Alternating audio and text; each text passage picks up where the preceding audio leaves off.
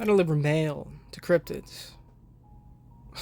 We got the easiest job possible, but still almost died. By 02321. Because of a very embarrassing event I do not wish to even think about, let alone write down, I became a mailman that worked with cryptids. My first job was a rocky one, and I ended up being the reason why my partner lost his leg. He not only forgave me for what happened, but he trusted his son Max to be my next delivery partner. It was a pretty good fit. Max had an endless amount of energy and answered my many questions the best he could. I still did not have a handbook to explain the rules of my new job and the culture of the world I had been thrown into. Even after a few delivery jobs, I didn't have a good grasp on the creatures around me. Max did answer my questions, but he easily got distracted because he was equally in the dark about human culture. While we did our job, I often ended up talking about how the human world operated, and totally forgot to ask him questions. I carried a notebook, tucked inside my uniform jacket pocket, but only filled a few pages of what I had learned so far. We finished a few delivery jobs together. Aside from the disaster the first and second job had been, we were doing pretty well. I assumed we got easy jobs because I was human. Being human made me lack certain skills needed for this job. Still, I tried my best, even if most jobs really was just sitting around. We knew our client frequented, and over a package or letter. I was ready to do another shift in the sweating room, but so I received a text about a delivery job and the door location. Every time it was a different building, but the doors all led to the same room. I would find the panel beside a locked entrance to swipe my blank card to get inside a zero room. Those rooms, as far as I knew, existed out of time and space. They looked like an empty office and could be controlled when and where to appear. They were used for us to meet the cold, yet pretty receptionist to give us our job task for the shift. For once, I arrived after Max. He was holding 2 bags of chocolates, a wide smile on his face. I've rarely seen him this excited. He was always in high spirits, but today he was bouncing on his heels, his clawed feet scraping the carpet. "We have an easy job today," he explained, and couldn't stop from wagging his tail a little. Yes, Max did have a tail. He also had large fluffy ears that blended into his sandy brown hair on top of his head. His eyes nearly glowed because of how bright of a yellow tone he had been gifted with. Each time he smiled, large teeth made me a little bit nervous. Clawed furred hands had accidentally cut mine a few times when he handed me things in the past. I was never mad about it. It's not his fault his nails were so sharp and grew back every time he tried to trim them for my sake. When I first shook his hand, I felt small pads on his fingertips, much like dog paws. I've wanted to touch them again ever since, but wasn't sure if that was a defensive request. "Haven't we always had easy jobs?" I asked, raising an eyebrow.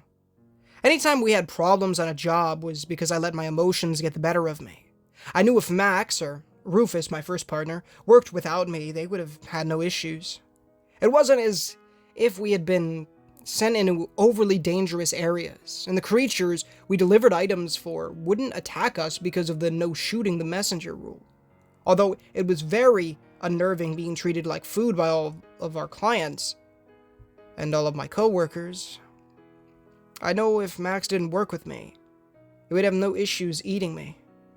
I still liked him as a person, but that fact still made me a little nervous. "This one is going to be super easy, like a few minutes tops, and there is a surprise after too. Let's get going." I barely had time to drop off the packs of gum to the receptionist sitting at the table. It had become a habit of mine. Sure, she never really talked to me or gave me that many friendly looks, but I thought her job must be boring, and getting some gifts might brighten up her day. Max had taken my arm to drag me to the door on the other side of the room, pushing me through. Where we ended up was in the middle of a hiking trail. Normally the doors to the delivery location came from already existing doors in the area. If there wasn't any, the door just appeared until we closed it. The trail was dark, and I wisely brought a flashlight. In the past, I had drained my phone batteries on delivery jobs. Max was naturally faster than me. He would walk a few paces in front of me, stop and wait, and then keep going.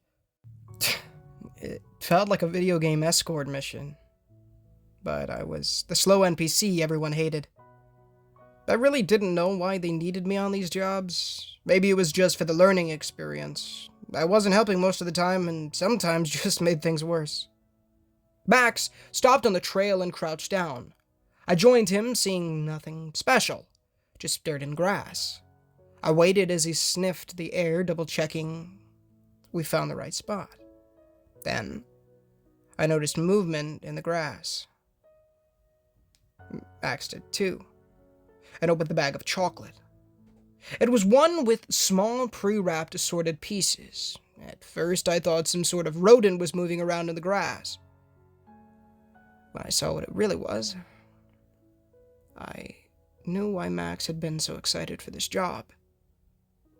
These tiny creatures were absolutely adorable. If you don't mind spiders, that is. I don't really know the right terms for supernatural creatures. I've heard the name arachne being thrown around for half-human, half-spider monsters, but I may be wrong. Because apparently the name also goes with a Greek myth I was too lazy to read about. Anyway, these things were small, only 4 inches tall. The top half of them was human enough, but covered in a soft-looking fur, and each had different pastel coloring. Even their spider bottom half had fur. They didn't look threatening at all, even with 2 large fangs sticking out from their mouths and 8 black eyes looking up at us. Very politely, they took a chocolate from Max and scurried off back into the grass. Some even did a little excited dance, tapping all their little feet before leaving. What are these things, and why are they so cute? This should be illegal, I said, not being able to get over the fact there was such a small and precious monster species. They don't have an English name because you humans can't see them. You're only able because it's your job. Once a month, they all gather to get some treats. The postal company covers it because they can get kind of... Well, they like to pull pranks on humans, Max explained to me, handed me a few chocolates so I could give them out to these tiny creatures. In the flashlight beam, their cute pastel pinks and blues were easy to make out. The small furry hand tickled a little when they reached over to grab a chocolate. After seeing dark and nearly heart-stopping, terrifying monsters, the little guys was a very welcome change. A few minutes passed and I felt something brush against my neck. I thought it was some hair at the tag of my jacket. Max looked over at me and then reached over at the back of my jacket collar. He plucked one of the furry spiders off from where I had felt it a second ago, putting it on the ground with its friends. He gave it a treat and sent it on its way. For some reason, he reached over to me to zip my jacket up all the way up to my chin.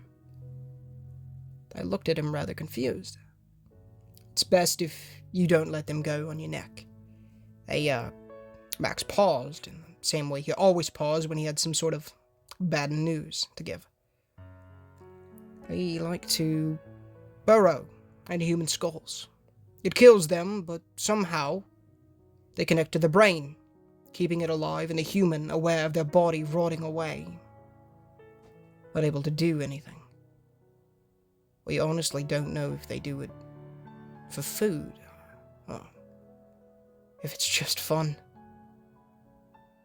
I dropped all the chocolates in my hands to bring them up to my collar, to tighten it closer against my skin. Why couldn't I just have one nice thing with this dang job?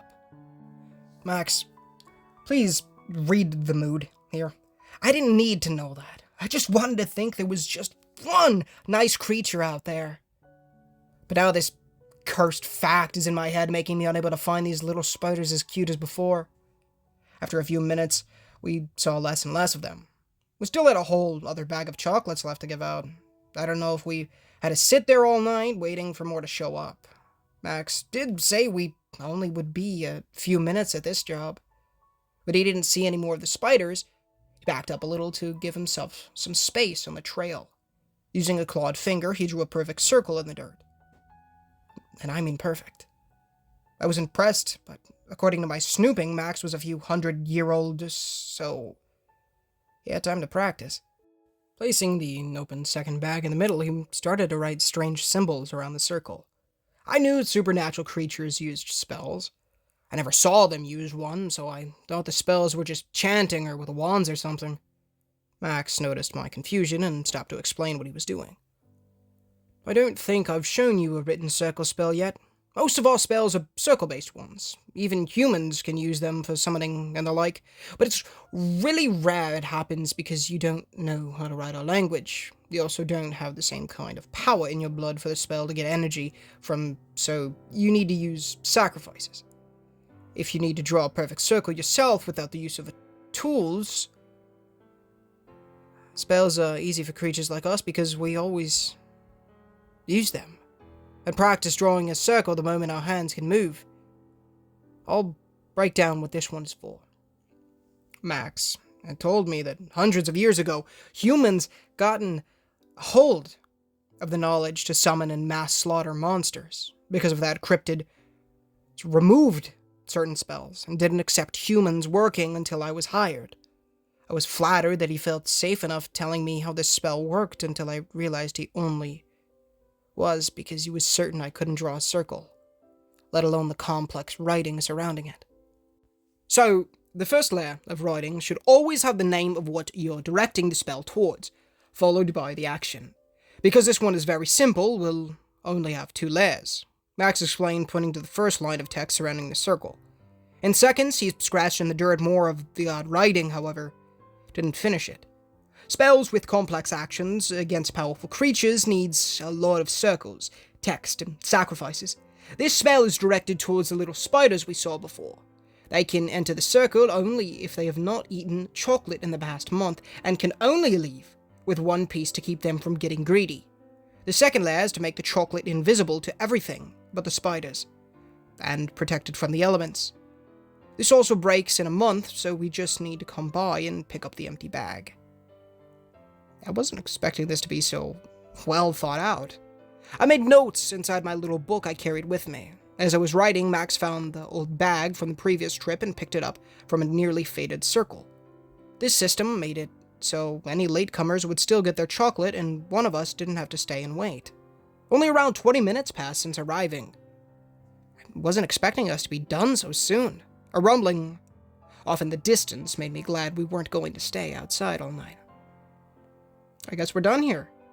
Let's find the door and head back, I said, standing up with a stretch. I double-checked to make sure no little spiders were hanging around on my jacket and near my neck. Wait! No, not yet! This is the best part. We're close by to a really neat place. I never get this job, but I can't wait to go by and see it. Max looked like an excited teen-aged girl. I shone my flashlight on him to see his tail wagging away. It was hard to believe he had killed humans before, because it was just his culture to do so. He looked far too nice to do any harm. As long as we leave before the rain starts, and lead the way. I didn't have the heart to make him go back after seeing how excited he was. Max left me behind again, humming a song I really wished he would forget about. I wasn't sure what to expect. After all, Max wasn't human, so his tastes weren't predictable. I did not expect for him to stop in front of an old wooden and clearly closed bridge. He waited for me to walk up and posed in front as if I was witnessing the 8th wonder of the world. It's a closed bridge, I stated the obvious. It's the Red Devil Pass, Max corrected, sounding offended. For over 100 years, people have claimed to see creatures, or the devil himself on it. Rumor has it, on a full moon, if you go over the bridge at midnight, you have a chance of your soul being snatched away. It's not at all true, of course. Then why are you all excited? Max paused and looked at me. He didn't understand why I saw this as just some local legend hotspot and nothing special. I would admit that having a person with dog features claiming a local supernatural rumors to be fake was a bit weird. I really should start asking him if certain cryptids were real or not. Oh, right. You're human. It's easy to forget that. It's, well, how to put this? A sport with such a history holds a certain power. I guess. Creatures like myself can get a thrill just being in the area. Some even absorb all the remaining feelings the rumors leave behind. The longer the history, the better. That made sense. In my mind, I thought of it as someone from the city going to a place with clean air. I understood why Max was so happy for this job. He got to see cute spiders, and now he was able to see a supernatural tourist area. More rumbling came, threatening a storm. All right, but I do think it's going to rain, so I'll just go across the bridge and back. It'll only take a few minutes. I'll finally be able to take this area off my list of places to visit. I was fine waiting for him. He easily climbed over the waist-height boards warning people that the bridge was out of service and dangerous. Honestly, the signs looked useless. If anyone really wanted to go on it, they could. But it was their funeral if the wood gave out under them. I wasn't worried for Max, though. I've seen him kick down a solid metal door with no effort. Even if he fell through to the water below, he would only stand up smelling like wet dog. It took a lot to injure him. I was not prepared when in the middle of the bridge, he suddenly stopped his giddy little walk and simply collapsed. I stood, holding my flashlight, not being able to accept what I just saw. Max never runs out of energy. He never slows down. So why did he just fall over? I don't even see any other person or creature around us. Without thinking, I ran to him. I leapt over the boards and onto the creaking wooden bridge. A sudden force on my back slammed me down onto the wood, making a creak so loud I thought it would break. It was a struggle raising my head. It felt like gravity just suddenly increased around me, pinning me down. My uniform, as I understood, was a little bit magical. It protected me from sharp claws and even bullets. But it couldn't fully protect me from the crushing force pressing down on me. I couldn't move, but I had to see if Max was all right. I refused to give in to whatever was trying to keep me down. I raised my head as much as I could to see a figure step onto the bridge near Max. A large dark hand reached down to grab him by the back of his jacket and started to drag him along towards me. He remained limp and my chest hurt seeing him getting dragged like a rag doll. It took everything in me to raise my head enough to see what I had taken a hold of my friend. Sweat poured down my face, and in the dim moonlight, I saw the creature. It was massive. The entire body was a black, with cracked skin. Different torn fabric hung down its neck, covering most of its body in layers. The thing had no head, just an empty neck with flames spouting out. As it got closer, the flames flickered, and I thought I saw a shape of a smiling mouth in the dancing flames. Each thudding step made my heart want to stop. Looking at Max again, I struggled even more, trying to sit up. I wanted to do something. I could not forgive myself if he got hurt. Not after everything that had happened from my last jobs, and not after I failed to protect a single person. By some miracle, I was able to get up on my elbows before a massive foot came down on my back, shoving me down. My lungs felt like they were going to be crushed. If I didn't have my uniform on, I would have died. A human. What a strange sight. Here I am, collecting creatures who are attracted to this place, and a human is with one. The creature's voice was sweet-sounding. It was so off-putting. I would have preferred a raspy, threatening one. Even with the foot forcing me down, I summoned enough strength to get my hand off the bridge to reach towards Max. He looked asleep and unharmed, so that was a good sign for now. Enough of that. The creature lifted a foot and kicked me against the signs so hard they tore free. Again, I was thankful for the uniform protecting me. I still had the wind knocked out of me and couldn't sit up for at least a minute. I sat gasping, trying to get up to see if the creature and Max were still there. I was no match for this thing. I had no special skills or knew any spells to stop it. The only thing I learned from my job was supernatural creatures loved deals. My only hope was I had something this thing wanted more than Max. Let him go! My voice was pathetic. But those flames looked surprised. I spoke up. He's not human. If you weren't working together, he would have no problem killing you. How do you want him back? The monster asked, holding Max up by his jacket, so his paws dangled off the ground. He's my friend. What can I trade for him? I tried to sound as strong as I could, but I wasn't even able to sit up fully yet. I doubted this creature would want to make a deal with me. It could just kill me and be done with it. I was a mailman and on the job. I didn't have to worry about supernatural clients eating me. But the flaw in that was if I wasn't delivering something to the creature, they could kill me and only get a slap on the wrist. Sure, the postal company didn't like having to hire new workers, but if we walked into another's territory, it was our problem. And this was a big problem. This motherfricker had been waiting on the bridge for people like Max to show up. I knew creatures ate each other to gain power, but Max joked none would go for him because he was so weak. Seeing how strong he was compared to a human made me scared. How strong other monsters out there were. According to all the rules, I knew this ambush was valid. You're a human. There's nothing... The flames stopped flickering as if deep in thought. My entire body felt chilled as I waited for it to speak again. There is something. This little one isn't that much of a meal. A certain type of human flesh would do better for me. If you bring me, let's say, 5 pounds of virgin human flesh, I would give him back safe and sound. You have until sunrise to do so, and it must be given up willingly. So, no threatening someone to hand it over. Now, get going. I couldn't believe this thing was going to make a deal with me. I had recovered enough to stand, giving one last look at Max and mentally promising I would save him. I ran down the trail. My first thought was to find the door we came out of and go to the receptionist telling her about the situation. I hadn't paid any attention to where we came from and feared I would waste the entire night looking and getting lost, looking for the door. I checked my phone trying to find my location. I had no idea where I was. The door dropped us out in different parts of the country most times. I didn't know how long the trail was and if I would find any help or a city by sunrise.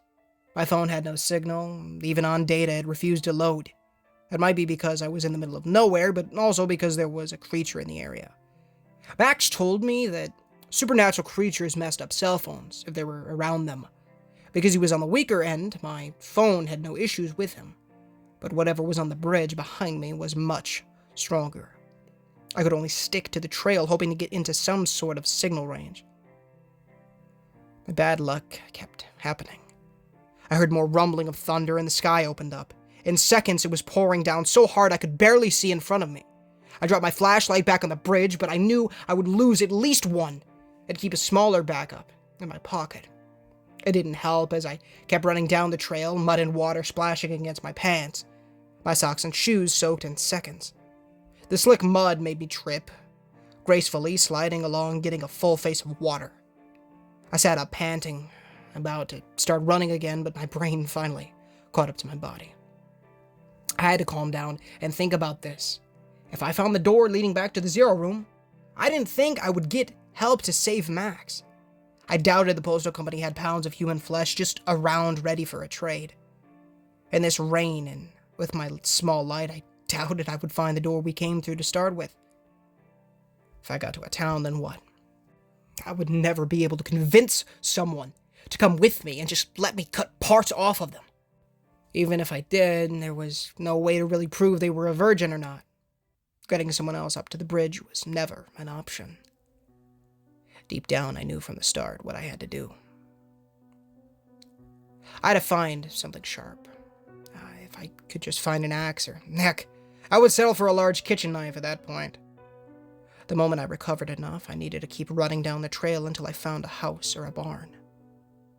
With a plan in my head and the rain thankfully letting up to a drizzle, I started running again. Rufus gave up a leg for me. I was going to return the favor to save his son. In that moment, I thought I was all on my own and no hope of any help showing up. I literally ran into a possible solution. In the small beam of my light, a dark shape arose from the ground. I didn't stop in time. Running full speed into it, I tasted a briny liquid slam into my mouth. I backed away, spitting, trying to get rid of the taste. Slithers? I was so shocked I forgot to address the creature as honored. It didn't seem to mind. Slithers was a creature made of squirming black snake-shaped tubes. It had no face aside from a pair of white burning lights hovering over the wiggling mass that looked like eyes. We met at my second job. I didn't know much about them, aside from it might be soft for human girls. I had no proof on that assumption. I had no idea why Slithers suddenly appeared. Max is in trouble. Can you send out a message? We need to get someone here to help him, I spelled out in a frantic voice. To my disappointment, Slithers formed two arms, raising them in front of its body, and its eyes shook in a clear no. A burst of rage came to my chest, but I calmed down when I remembered how these creatures worked. Most of them did not get involved in others' affairs. It wasn't Slithers' place to help out. Still, what was he here for? I hadn't even heard anything about him since that brief delivery job. I need a knife or a blade or something. Can you go and find something like that for me? I prayed this would work. If Slithers couldn't send a message asking for help, maybe you could provide me what I needed. I didn't know if you could do it for free, though. I made him to make a deal with him for this request. It looked like Slithers was thinking it over. His eyes darted back and forth, and I felt my anxiety rising. I could almost see the exclamation point over Slithers' head as a wiggling hand went to his chest. To my horror, Slithers formed two hands to reach in and pull his chest apart. Keeping the hole open, it dug around to start and pulled random items out covered in what looked to be ink. Army helmets, dog tags, rusted guns poured out into a pile as they rooted around looking for something. Slithers was a scavenger. He could only eat the dead or near dead. It made total sense. Slither hung around war-torn areas. Depending on how old they were, what was pouring out may be from the Second or First World War. More modern items, such as wallets, keys, and glasses, came out from the endless pit of the creature's body. Finally, Slithers found what they were looking for. A rusty machete. It looked too dull to be able to cut anything. The thought counted, though. I don't think that is going to work, I told him, trying to sound as nice as possible. I got a wave of his hand. I watched as Slithers took one of his flaming eyes into their palm and placed it over top of the blade's handle. In seconds, the entire blade turned black and no longer rusty tone. I had no idea what had happened, but if the blade was as sharp as it looked, it would work. But for what I needed it for, I had to make sure it could cut sure and quick. Readying my mind, Slithers guided me over to a decent-sized rock on the side of the trail. Placing the handle in my hand, he held both my wrists so I was holding the blade over the rock. With his guidance, the blade came down with no resistance. Zero resistance. It cut even smoother than a hot knife through butter. I looked at the blade, amazed that it cut a rock so cleanly in half. Slithers pulled away, and I looked at him, my mouth open at a loss for words. Thank you. What do I owe you for this? Slithers raised a hand and waved it. I wasn't sure if that motion meant, oh, don't worry about it, or you can pay me back later.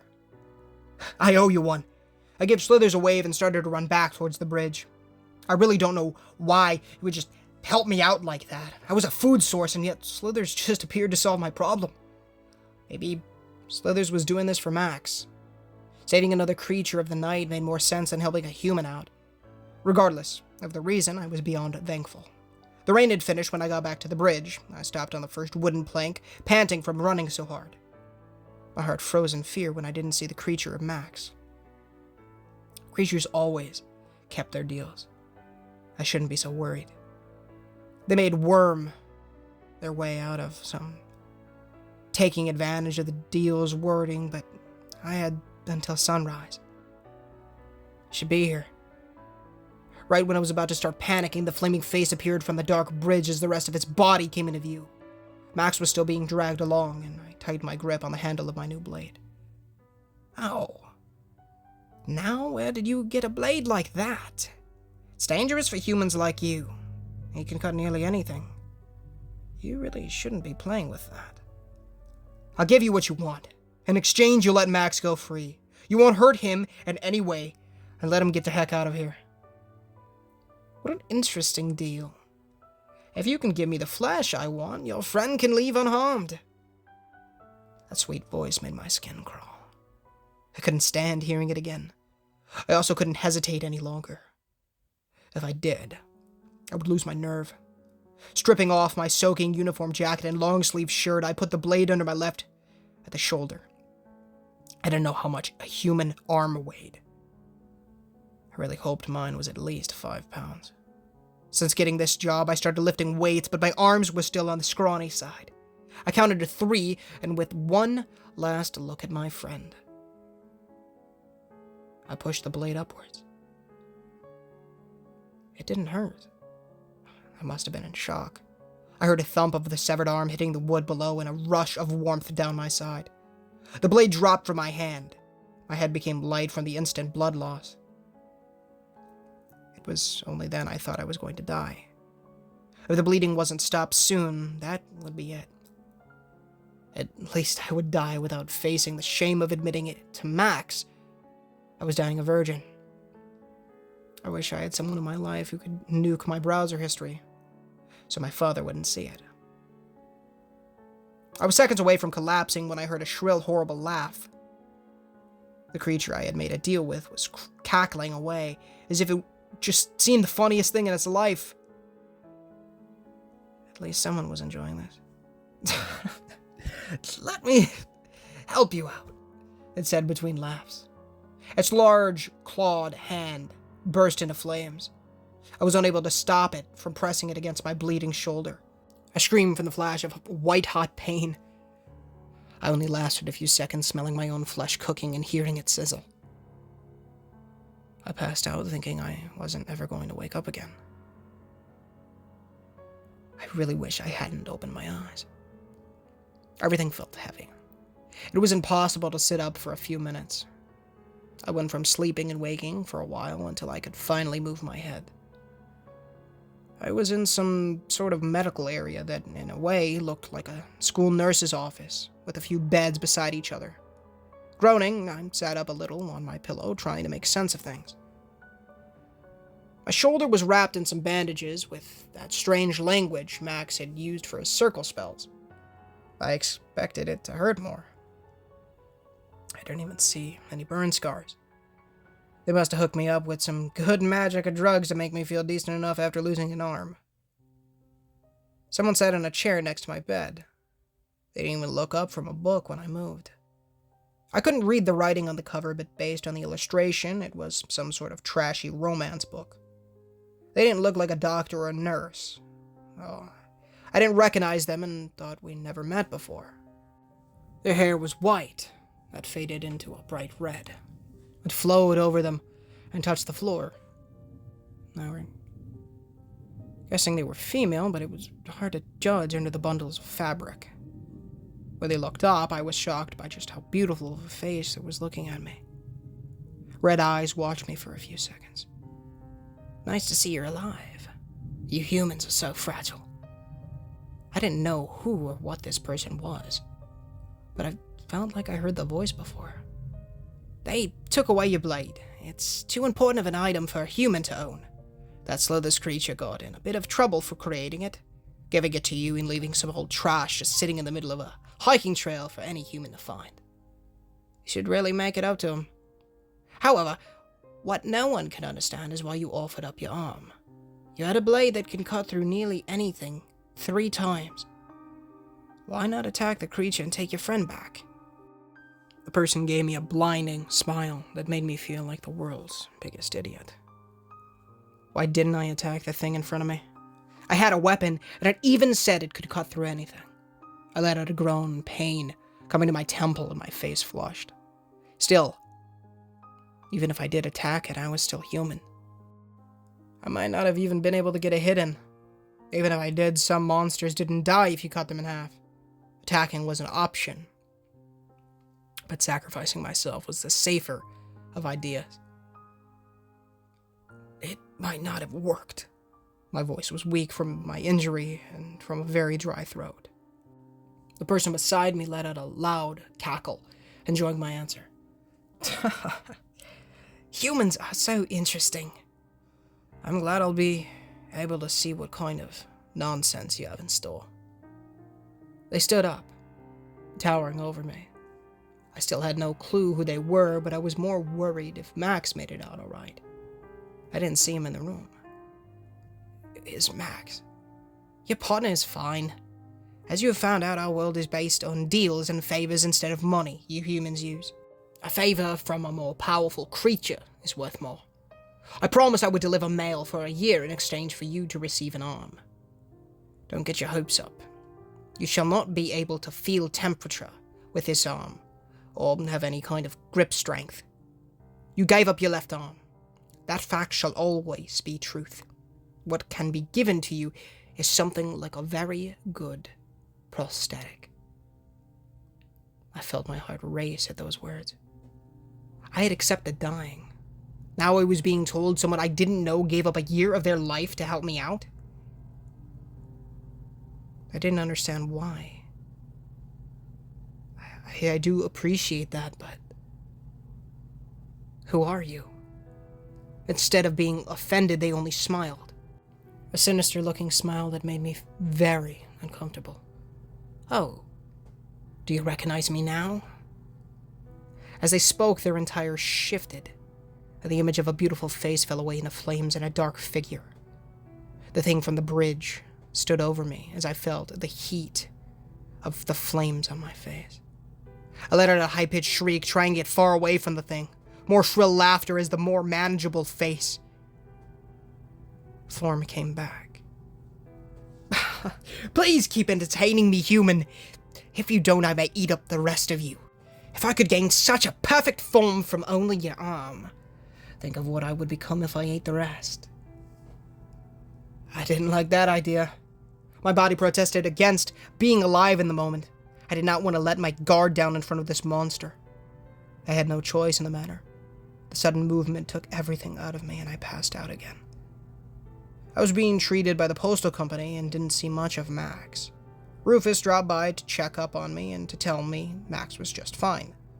He was forced into a nap on the bridge while I came out of it, missing an arm. I was told Max would drop by when he had time. There was a sudden influx of mail deliverers, so he was needed on the field. Rufus also didn't want him to see me missing my arm because when Max got upset, it was very hard to cheer him up again. I was perfectly fine with that. I didn't want him to see me worn out and in pain. I was not all right with the fact Rufus let slip.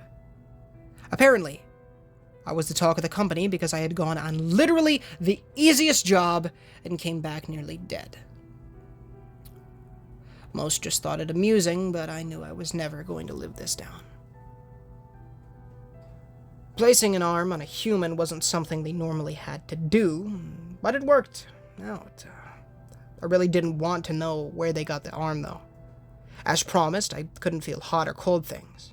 I could barely hold anything in my left hand. I was told if I kept working at it, I would gain some strength back.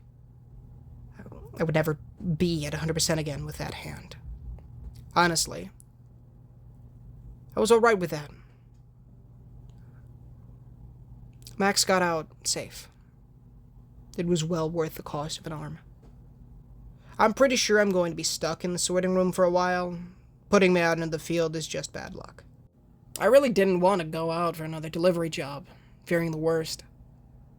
When I let these fears slip in front of Rufus, he just gave me a beaming smile, saying they already had some jobs lined up for me and Max.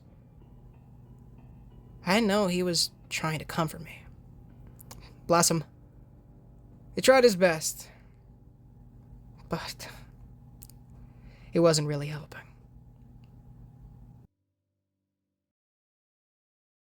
Hey guys, Ninja Gamer here, and thank you so much for listening to today's story. If you guys did enjoy, please feel free to leave a like, as it does help the gospel get into people's feeds, and it does help the channel innumerably. As well as please consider subscribing, as we are trying to hit 10,000 subs by the end of the year, and it would be a massive blessing from the Lord if you guys did so. Of course, please, $1 million question, description, pin, comment, and on screen right now, please give that bad boy a read, because it'll be the best decision you ever make. It'll teach you about repenting of your sins and trusting in the good Lord Jesus Christ with every your mind, soul, and strength, as well as building that relationship after you've done so by reading the Holy Bible daily, pray daily, and evangelize to people. As wanted by the author, that message, the message of the gospel, has nothing to do with these stories, and it is not necessarily in correlation of the author's beliefs. So just keep that in mind. That's for the channel. That's for you guys. Has nothing to do with the story. I thought I would put that in there, and you probably seen something, or you definitely seen something at the beginning as well. So I thought I would make that clear. As well as join the Discord, link in the description. If you guys want to talk, if you guys have anything, recommendations for horror stories that I can try to do in the background, series you guys want to see in terms of, well, horror, but video games and stuff like that. I want to play, you know, I need to start editing more the platinum videos, stuttering like freaking Bill from It, gosh. The platinum videos. I need to start working on those, as well as getting some more of the random but still fantastic horror game clips that we have, as well as quite a few video, ideas in the works. Well, I say in the works. I haven't even really worked on any of them, but I have ideas. I think they would be very good. I think a lot of you would really enjoy them. If you guys did enjoy, please, well, regardless if you enjoyed or not, please go send some love over to 02321. His channel, or his original story link, and his Reddit page are down in the description. Also, go check out Mew. He does all the music for these videos, and it is fantastic. If it makes it any different to you, I love his music so much that I listen to it on my spare time. It's fantastic. So his YouTube channel and all of the music down, all the music from these videos are down there in the description. If you want to see me in something different, and you like plush videos, my brothers have a plush channel, to Mac Plush Videos. The YouTube link will be in the description, and I would very, very be much appreciative if you guys did so. It'd mean a lot to me, so I'd really appreciate that. As well as any sound effects that are in these videos. I don't think there were any in this one. I know for a fact there weren't, but in the first two parts. Also want to say thank you guys so much for the support recently, as well as thank you, Lord. So thank you guys, and thank you, Lord. Guys, the support for this series has been nuts. We're at like 300 views on the first part. What the frick? That's crazy. I don't even said this, but, you know, for the Barron County stuff, a link for that playlist will be in the description as well, but some of those videos did insane as well. Multiple hundred views, and then some parts for the oil rig and the Collinswood Massacre, 600, 800 views respectively. Guys, you guys are crushing it. I appreciate it so much. I really do. It's, oh my gosh. I really, really appreciate it. You guys are awesome, and I couldn't do it without you. So thank you guys, and I'm so glad you're enjoying. Obviously, I talked about the gender stuff yesterday, and so this one didn't really have too much of that category into it. I'm going to also be looking, well, obviously, that's just a generalization thing, but I'm going to be sending, I know I said I was going to send messages. I really need to send messages out tonight for new stories, because I found one that I really liked, as well as other bits and bobs. So, yeah, I'm excited. I don't know if you can tell. That's my excited voice, yeah. It kind of comes out if I'm super excited. Little giddy boy, you know what I'm saying? Anyways, that's kind of where we're headed, and I really like this story. It's very good. Let's go, Max is safe. Amen. We love Max. Good little pupper. But yeah. I'm gonna get to editing this, and I hope you guys enjoy this one as much as the previous two. Yeah. I love ya. And until next time, guys, do all that great stuff.